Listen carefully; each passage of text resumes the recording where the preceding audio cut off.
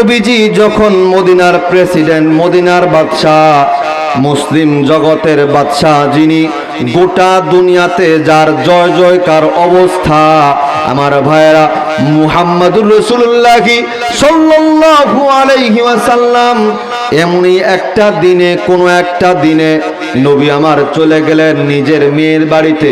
কেন গো? আজ কয়েকদিন হলো আমার নবী মুহাম্মাদুর রাসূলুল্লাহর বাড়ির চুলায় আগুন জ্বলে না। একদিন দুদিন নয়, একজন মানুষ বেশি থেকে বেশি এক বেলা না খেয়ে থাকতে পারে, কিংবা দুবেলা না খায়া থাকতে পারে, কিংবা একটা দিন না খায়া থাকতে পারে। বেকায়দায় পড়লে কমস কম 2 দিন পর্যন্ত ধরলাম না খায়া থাকতে পারে। বন্ধুরে, কথা লম্বা বলবো না। আমার নবীর এমনও তো হতো মাসকে মাস নবীর চুলায় কিন্তু কোনো আগুন জ্বলতো না। আমার ভাইরা, নবী যে একদিন প্রচন্ড ক্ষুধার্ত, কয়েকদিন যাবত নবীর বাড়ির চুলায় আগুন জ্বলে না। আমার ভাইরা, নবীজি একটুখানি খাবারের সন্ধানে চলে গেলেন নিজের সবচাইতে আদরের কন্যা ফাতেমার বাড়িতে। দরজার মধ্যে যায়া কড়া নাড়ছে, কে গো? ঘর থেকে ফাতেমা আওয়াজ দেয় বাহিরে, কে গো? মাগো, দরজা খুলে দাও, আমি তোমার আব্বা জান মুহাম্মাদুর রাসূলুল্লাহ তোমার বাড়ির দরজার সামনে দাঁড়ানো। আব্বা জান কি জন্য আসলেন? মারে, আজকে কয়েকদিন হয়ে গেল আমার বাড়িতে চুলার মধ্যে কোনো আগুন জ্বলে না। মারে, আজকে আমি প্রচন্ড ক্ষুধার্ত।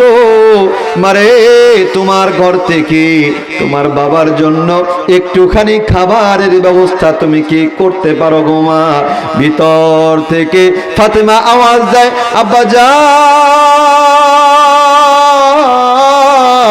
কিভাবে গো আপনার জন্য খাবারের ব্যবস্থা করব? আব্বা জান, আজকে কয়েকটা দিন হয়ে গেল গো, আমার মুখে খাবার নাই, আলীর মুখেও খাবার নাই। আপনার কলিজার টুকরা নাতি হাসান হুসাইনের জন্য কোনো খাবার ব্যবস্থা করতে পারি না। আব্বাজান, কিভাবে আপনারে খাবার দিব? আমাদেরই তো কোনো খাবার নাই, আমরা কয়েকদিন ধরে না খাওয়া। আব্বাজান, শুধু আমরা না, আপনার কলিজার টুকরা নাতি হাসান হুসাইনও কিন্তু না খাওয়া। নবীজি আমার দরজার বাহির থেকে যেই মাত্র এই কথা শুনল, নবীর পেটের মধ্যে খাবার নাই, নবী প্রচন্ড ক্ষুধার্ত। নবীজির সেই কথা খেয়াল নাই। আমার ভাইরা, কলিজার টুকরা নাতি হাসান হুসাইনের জন্য খাবার সংগ্রহ করবার জন্য আমার ভাইরা নবীজি চলে গেলেন মদিনার এক ইহুদির বাড়িতে। ইহুদি রে, আমাকে একটু কাজ দিবানি, আমি মুহাম্মদ একটু কাজ করতে চাই, বিনিময়ে তুমি আমাকে কয়েকটা খেজুর শুধু দিবা। আপনি কি এই বয়সে কাজ করতে পারবেন? হ্যাঁ, বলো কি কাজ করতে হবে? যেই কাজ করতে বলবা আমি মুহাম্মদ সেই কাজ করে দেব রে। এরপরও আমার সামান্য কিছু খাবারের প্রয়োজন। বলে, ওই বাগানের মধ্যে বালতি দিয়ে পানি দিতে হবে। যদি পানি দেই গো, প্রতিটা বালতির পানির বিনিময় 2টা করে খেজুর কিন্তু আমি মুহাম্মাদুর রাসূলুল্লাহকে দেওয়া লাগবে। এর আমার ভাইরা, শোনো, নবীজির আদর্শের কথা বলছি। আমার আপনার নবী নিজের ক্ষুধার যন্ত্রণায়, পরিবারের ক্ষুধার যন্ত্রণায় আমার ভাইরা নবীজি কিন্তু মানুষের বাড়িতে কাজ পর্যন্ত কিন্তু আমার ভাইরা করেছে। নবীজি যখন ইহুদির সঙ্গে কথাবার্তা ফাইনাল হয়ে গেল, ওই যে কূপটা দেখা যায়, কূপ থেকে 1 বালতি করে পানি ওই খেজুরের বাগানে দেওয়া লাগবে। বিনিময়ে আপনি চেয়েছেন 2টা করে খেজুর, 2টা করে খেজুরই দেওয়া হবে। আমার ভাইরা, যেই নবীর গায়ের ভিতরে মশা মাছি বসা পর্যন্ত হারাম বলে জানি রে, যেই নবীর চেহারাটা চাঁদের চাইতে সুন্দর, যার গায়ের রংটা লাল টুকটুকে, সেই নবীর হাত মোবারক দিয়া বালতি দিয়া কূপ থেকে পানি উঠায়। আর নবীজির এমন শরীরের মধ্যে ক্ষুধার্ত অবস্থায় খেজুরের বাগানে নবী আমার এক বালতি করে পানি দিয়ে আসে, বিনিময়ে খেজুর দিবে 2টা করে। বন্ধুরে নিজের জন্য না, হাসান হুসাইনের জন্য নবীর কিন্তু টেনশন। আরে আমার নাতি হাসান খায় না, আরে আমার নাতি হুসাইন কয়েকদিন যাবত খায় না। বন্ধুরে নবীজি যেই মাত্র পানিগুলা তুলতেছিল আমার ভাইয়েরা, এক বালতি করে করে 9টা বালতি তোলা হয়ে গেল। কোন কোন বর্ণনায় এসেছে 9 বালতি পানি যখন তোলা হয়ে গেল, বালতির রশিটা নরম হইয়া বন্ধুরে রশিটা ছিঁড়ে কূপের মধ্যে বালতিটা পড়ে যায়। এবার কিন্তু আর পানি উঠানো যায় না। নবী যে যায় বললেন, ভাই ইহুদি 9টা বালতি পানি দিয়েছি গো, রশিটা ছিঁড়ে গেছে, বালতিটা নিচে কূপের নিচে পড়ে গেছে, আর তো পানি উঠাইতে পারি না। 9 বালতির বিনিময়ে 9 দুগুণে 18টা খেজুর আমার পাওনা হয়েছে, আমার মজুরি হয়েছে। ইহুদি রে, এই 18টা খেজুর তুমি আমারে দিবানি? আমি তাড়াতাড়ি করে কলিজার টুকরা নাতি আমার হাসান হুসাইনকে খাওয়াবার জন্য আমি নিয়ে যাব। ইহুদি এবার ডাক দেয়, কয় মুহাম্মদ, কাজের জন্য দিয়েছিলাম, কাজ তো ঠিক মতো করতে পারো নাই, উল্টো বুঝি বালতিটা ছিঁড়ে তুমি বুঝি নিচে ফালায়া দিছো, এবার বালতিটা আমি কেমনে উঠাবো? ইহুদি এবার পাষাণের মতো হইয়া যায় রে।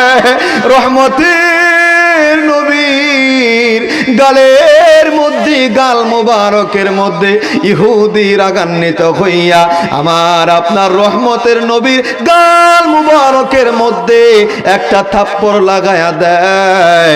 বন্ধুরে, যেই নবীকে না বানাইলে আল্লাহ বুঝি আসমান বানাইতো না রে, জমিন বানাইতো না রে। যেই নবী যা বলতো আল্লাহ তাই কবুল করে ফেলতো। বন্ধুরে, ইহুদি পাষাণের মতো হইয়া আমার আপনার দয়ার নবীর গাল মুবারকের মধ্যে তার হাত কানা দিয়া থাপড় লাগায়া দেয়। কোনো কিছু তো দিলই না, উল্টো থাপড়টা লাগায়া দিল। বন্ধুরে, যদি আমার আপনার বেলায় এমন হইতো, আমরা তো উল্টো ঝগড়া লাগায়া দিতাম, আমরা তারে হয়তো পাল্টা 2টা থাপ্পড় লাগায়া দিতাম। এখানেই তো আমার আপনার চরিত্র আর নবীর চরিত্রের মধ্যে পার্থক্য। নবী আমার তারে উল্টা কোনো কিছুই বলে না, নবী আমার তার হাতটা ধইরা হাতের মধ্যে মালিশ করে দেয়। ডাক দেখো ভাই ইহুদি, যেই হাত দিয়ে আমারে আঘাত করেছো, বুঝি রে তুমি বুঝি হাতের মধ্যে ব্যথা পাইছো, আসো না আমি মুহাম্মদ তোমার হাতটাকে একটু মালিশ করে দিব। আল্লাহু আকবার। আসো না আমি তোমার হাতটা মালিশ করে দিব। আমারে মেরে বুঝি তুমি ব্যথা পাইছো? ইহুদি ডাক দিয়া কয়, শুনেছিলাম গো আপনার চরিত্র বুঝি উন্নত চরিত্র, আপনার মতো বুঝি অন্য কোনো মানুষ হয় না। পাওনাটা দেই নাই, উল্টা আঘাত করেছি, এরপরে আপনি আমারে গালিগালাজ না করে উল্টা আমার হাতটা আপনি মালিশ করার জন্য রেডি। ও মুহাম্মদ, দেরি করবেন না গো, দেরি করবেন না। বুঝতে বাকি নাই, জানতে বাকি নাই, আপনি আল্লাহর রাসূল ছাড়া অন্য কেউ হতে পারেন না। আল্লাহু আকবার। ওগো মুহাম্মদ, দেরি করবেন না, আমারেও কালেমা পড়ায়া মুসলমান বানায় দে। বন্ধুরে, নবীর চরিত্র দেখা ইহুদি কিন্তু মুসলমান হয়ে যায়। এটা আওয়াজ দেয়া বলেন না সুবহানাল্লাহ। আরে আমার বন্ধুগণ, আমার বাবাজি, আজকে আমি আর আপনি এই দুনিয়ার মধ্যে আছি, কাল থাকবো কিনা জানি না। বন্ধুরে, আমি সবাইকে বলি, একজনকে বন্ধু বানানো বড় কঠিন কাজ, অমুককে বন্ধু বানাবো বড় কঠিন কাজ, অমুকে আমার জন্য দোয়া করবে বড় কঠিন কাজ, অমুকে আমার জন্য প্রার্থনা করবে বড় কঠিন কাজ। কিন্তু বন্ধুরে, বন্ধু বানানো যতটা কঠিন, এর চাইতে সহজ হচ্ছে শত্রু বানানো। কোনো কিছুই বলা লাগবে না, 2জন বসে তৃতীয় একজনের নামে সামান্য জবান দিয়ে একটা কথা বলবেন, ওই কথাটা সে তার কাছে বলে দিবে, দেখবেন সূত্র হয়ে যাবে।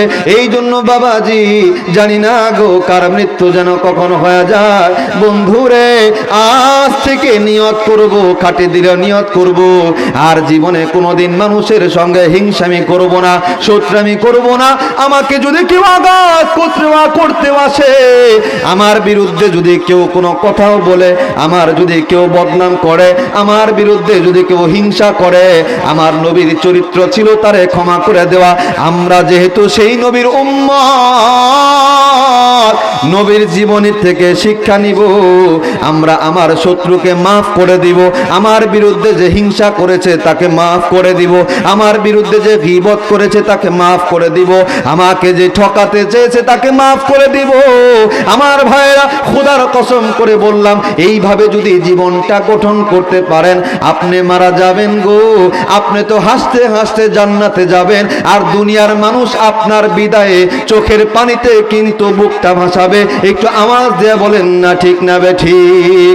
এজন্য আমার ভাইরা আল্লাহ তো বললেন, লাকাদ কানা লাকুম ফি রাসূলিল্লাহি উসওয়াতুন হাসানা।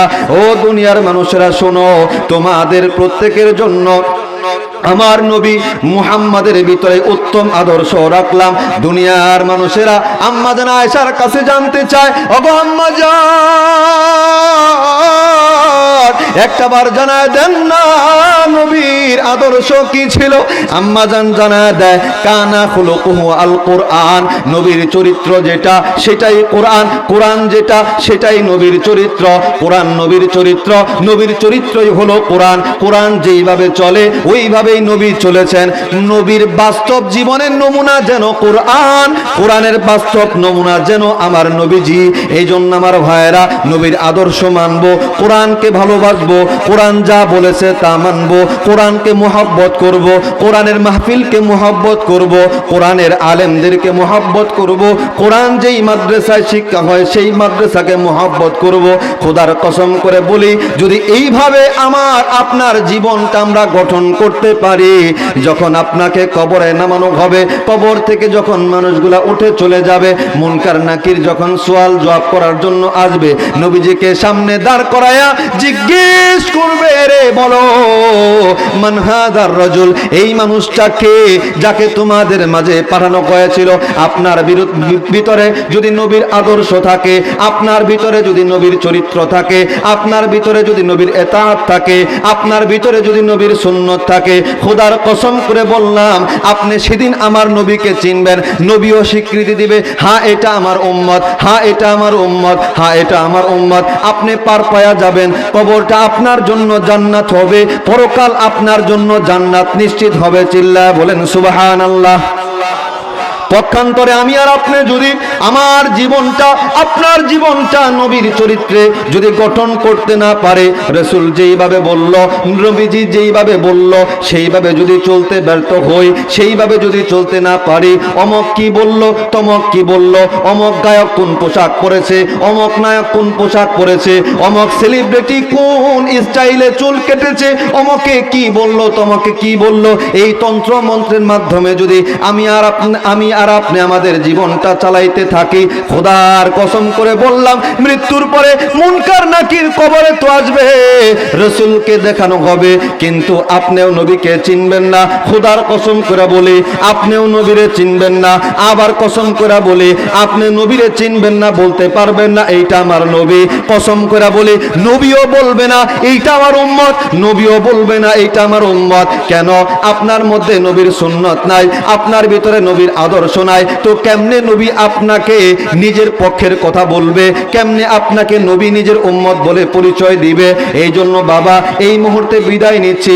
বিদায় নেবার আগে সর্বশেষ কথা, আজ থেকে এই মাহফিল থেকে সিদ্ধান্ত নেব, যতদিন বাঁচবো, যা বয়স গিয়েছে, জীবনের 20টা বছর শেষ, অসুবিধা নাই, 40 বছর শেষ, অসুবিধা নাই, আজ থেকে, এখন থেকে, এই মুহূর্ত থেকে সিদ্ধান্ত নেব, যতদিন বাঁচবো আমার নবী নবীর আদর্শকে মানব, নবীর দেখানো পথ ও পাথেও মেনে আমার বাকিটা জীবন চলার চেষ্টা করব। কে কে রাজি আছেন? দুই হাত তুলে আল্লাহর দেখান। সবাই রাজি আছেন? আল্লাহ তুমি কবুল করো, হাত নামান। আমার ভাইয়েরা,